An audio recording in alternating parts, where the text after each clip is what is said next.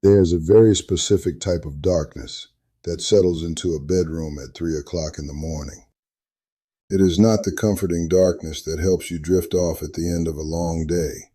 It is a heavy, suffocating darkness that feels like it is pressing down on your chest.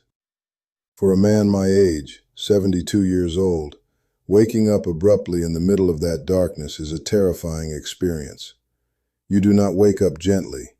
You wake up with a sudden, violent gasp, like you have just been pulled out from underwater. You lie there on the mattress, your eyes wide open, staring at the ceiling, and you can feel your heart slamming against your ribs like a trapped bird. You feel a cold sweat on the back of your neck. You feel a dull, throbbing pressure building at the base of your skull. And the most frightening part is that you have absolutely no idea what woke you up. You just know that your body feels like it is fighting for its life, while the rest of the world is completely silent. I used to experience this almost every single night, and my solution was always the exact same thing. I would reach over to the nightstand, grab the little orange prescription bottle, and swallow a chemical just to force myself back into unconsciousness. Today I want to talk to you about the massive, dangerous lie we have been sold about what it means to get a good night of rest. We are going to talk about the quiet violence that is happening inside your cardiovascular system while your eyes are closed, and why forcing yourself to sleep might be the most dangerous thing you are doing to your heart. We are going to discuss a conversation I had with my doctor that completely shattered everything I thought I knew about insomnia, blood pressure, and stroke risk. And I am going to walk you through the exact physical and completely mechanical changes I made to the way I sleep. Changes that allowed me to throw those little orange bottles in the trash and finally give my heart the protection it was desperately begging for. I am not talking about herbal teas or meditation. I am talking about the mechanical reality of human plumbing, the dangerous illusion of chemical sedation, and the specific nighttime protocol that can literally keep you alive until the morning. When you grow up the way I did, born down in Columbia, South Carolina in the 1950s, you are taught that sleep is just a switch you flip when the work is done. You are taught that a man works until he is exhausted, and then he closes his eyes and recovers. I carried that incredibly simplistic belief with me through my entire career in public transit. I spent decades working my way up from the maintenance yards to a supervisor desk here in Charlotte. For years, I worked rotating shifts. Sometimes I was managing the morning rush. Sometimes I was overseeing the late-night maintenance crews. My internal clock was completely destroyed. I learned to sleep when the sun was shining, to stay awake when it was dark, and to force my body into whatever rhythm the transit schedule demanded. To survive that life, I started relying on sleep aids. At first, it was just the over-the-counter stuff, the blue pills you buy at the pharmacy. But as I got older, and as the stress of the job combined with the natural aging process, those blue pills stopped working. I went to a doctor, complained that I could not stay asleep, and he handed me a prescription. I thought he was giving me a cure, but the truth I had to learn the hard way is that pressure rarely rises alone. It rises with the habits we ignore. For over a decade, I took a heavy sleep pill every single night. I normalized the fact that I needed a synthetic chemical just to shut my brain off. I would swallow the pill, feel that heavy, unnatural drag pull me under, and I would be out. But I was not waking up refreshed. I was waking up exhausted. I would drag myself out of bed feeling like I had been hit by a truck. My legs were heavy, my head was cloudy, and my blood pressure numbers in the morning were absolutely terrifying. I was frequently hitting the 150s over the high 90s before I even had my first cup of coffee. I told myself it was just the stress of my age. I told myself that without the pills, I would not sleep at all, and then my pressure would be even worse. Control begins with what you stop normalizing, and I had completely normalized the feeling of being chemically paralyzed while my heart was secretly breaking down. The breaking point did not come from a slow realization. It came from my wife, Gloria. Gloria is a practical, observant woman. She spent her life running the front office of a school, managing chaos with a quiet, steady hand. She is not prone to exaggeration. One morning, I was sitting on the edge of the bed, rubbing the tightness out of my neck, and she looked at me with genuine fear in her eyes. She told me that she had been lying awake the night before, watching me sleep. She said that for long stretches of time, maybe 30 or 40 seconds, I completely stopped breathing. She said there was absolute silence, followed by a violent, choking snort, and then my chest would heave as I gasped for air. She told me it looked like I was suffocating, but because of the heavy sleep medication, I never actually woke up enough to realize it. She was watching me fight a desperate battle for oxygen every single night, while I was completely knocked out by a pharmaceutical drug. That afternoon, I made an emergency appointment with a specialist. I sat in his office, feeling defensive, feeling proud, and feeling incredibly tired. I told him about my high morning blood pressure. I told him about the gasping Gloria had witnessed, and I proudly pointed out that at least I was taking my sleep medication, so I was getting my 8 hours. The doctor looked at my chart, looked at the list of medications, and shook his head. He looked me dead in the eye and told me to stop fearing the lack of sleep and start fearing what those pills were doing to my airway. He told me that taking a sedative when you have nighttime breathing issues is like taking a massive dose of painkillers while your house is burning down. You are turning off the fire alarm while the flames are still destroying the foundation. He told me that the medication was not saving my heart. It was actively pushing me toward a massive, catastrophic stroke. My daughter Danielle, who works alongside nutritionists and understands the clinical mechanics of the nervous system, sat down with me later that week to help me translate the medical terminology into reality. She explained the mechanical violence of what was actually happening in the dark. As we age, the muscles in the back of our throat naturally relax and lose their tone.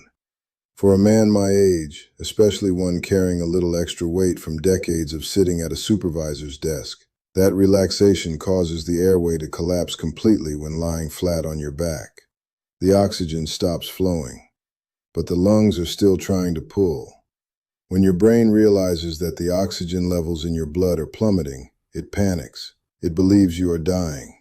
In response to that profound physical crisis, your brain dumps a massive, violent wave of adrenaline and cortisol directly into your bloodstream to force you to wake up and breathe. Think about it like the transit system I used to run. During the night, the trains are supposed to be parked in the yard. The engines are supposed to be off, and the system undergoes routine maintenance.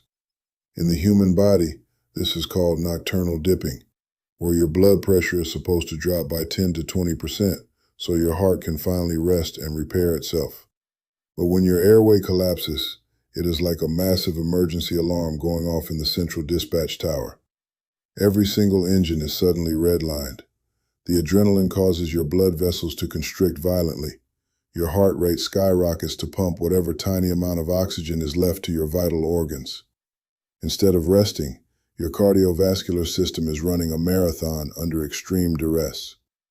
But here is the truly terrifying part that Danielle explained. When you take a heavy sleeping pill, you are artificially paralyzing the brain's ability to respond to that emergency. The oxygen levels drop lower and lower. The heart works harder and harder against the massive resistance. But the chemical sedative prevents you from waking up and opening the airway. You are chemically trapping your heart in a state of absolute torture for 8 hours straight. That is why my morning blood pressure was so catastrophic. The engine was completely overheated before the day even began. When I understood those mechanics, a cold, heavy fear settled into my stomach. It made me think of a man I used to know down at the terminal. Let us call him Henry. Henry was a mechanic, a big man with a booming laugh who always complained about how tired he was. Henry swore by heavy sedatives. He said it was the only way he could sleep after working under those buses all day. Everyone knew Henry snored loud enough to rattle the windows in the break room when he took a nap. One morning, Henry simply did not come to work. His wife found him in bed. He had suffered a massive stroke during the night. At the funeral, people whispered about how peaceful it was, how he went in his sleep. But sitting at my kitchen table, realizing what the doctor had told me, I knew Henry did not go peacefully. He went in a state of absolute chemical-induced cardiovascular panic. The realization that I had been unknowingly walking down that exact same path, swallowing a pill every night that paralyzed my defenses, was the most sobering moment of my adult life. I looked at my son Marcus, who works in the insurance industry. Marcus does not deal in emotions, he deals in statistical probabilities. He looks at actuarial tables and sees exactly what kills men in their 60s and 70s. He had been telling me for years that sleep apnea and heavy sedation were a lethal combination, a massive multiplier for sudden mortality. He told me he was not willing to get a phone call from his mother in the middle of the night just because his father was too stubborn to change his routine. I realized that my insistence on taking the easy way out, my reliance on a chemical shortcut, was an act of extreme selfishness. If I did not fix the mechanical reality of my sleep, I was going to leave my family dealing with the catastrophic aftermath. The action I took to fix this problem was immediate, absolute, and incredibly difficult. It required a complete dismantling of my nighttime routine. The very first thing Gloria and I did was take every single bottle of sleep medication, prescription and over-the-counter, and throw them straight into the garbage.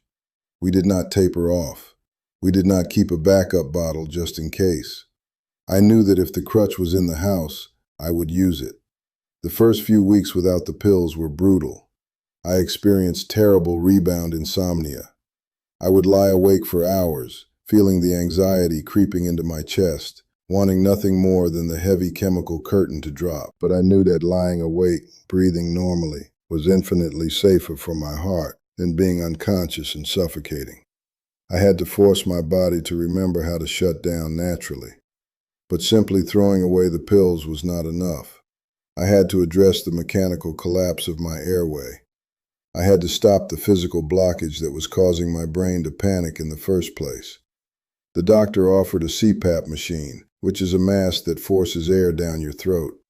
I tried it, but I felt like I was suffocating under the plastic, and my pride fought against being hooked up to a machine every night. I asked the doctor for the mechanical alternatives, the behavioral shifts that could keep the airway open without the machinery.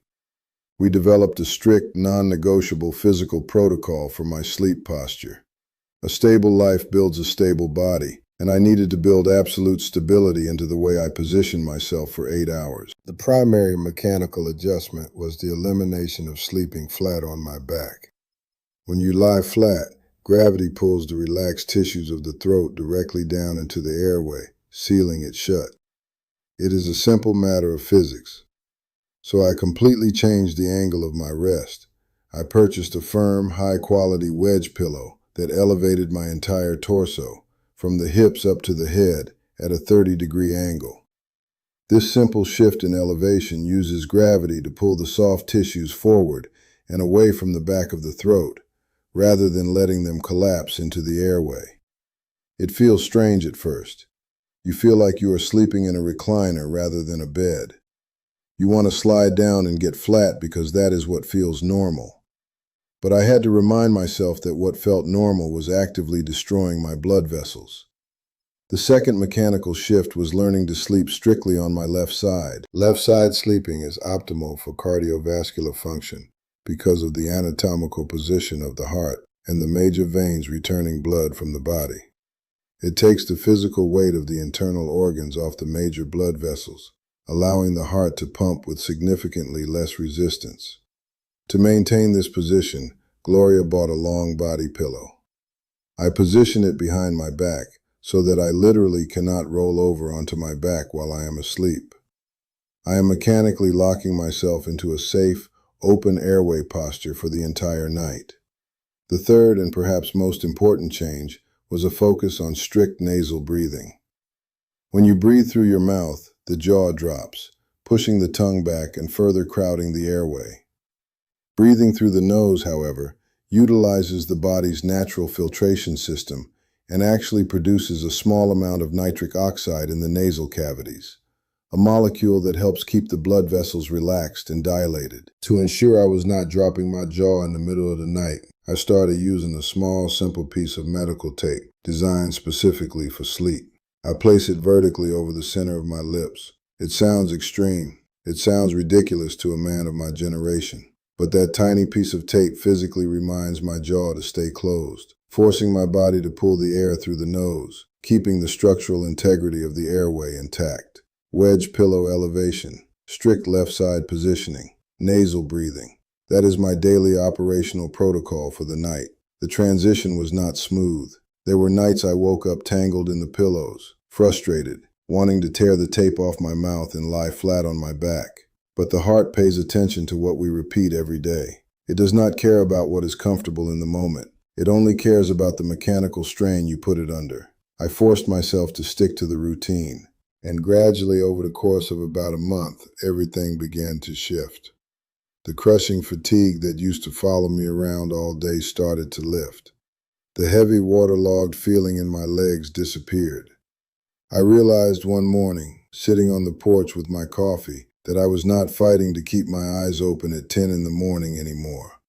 3 months after throwing away the sleep medication and adopting the mechanical sleep protocol, I went back to the specialist.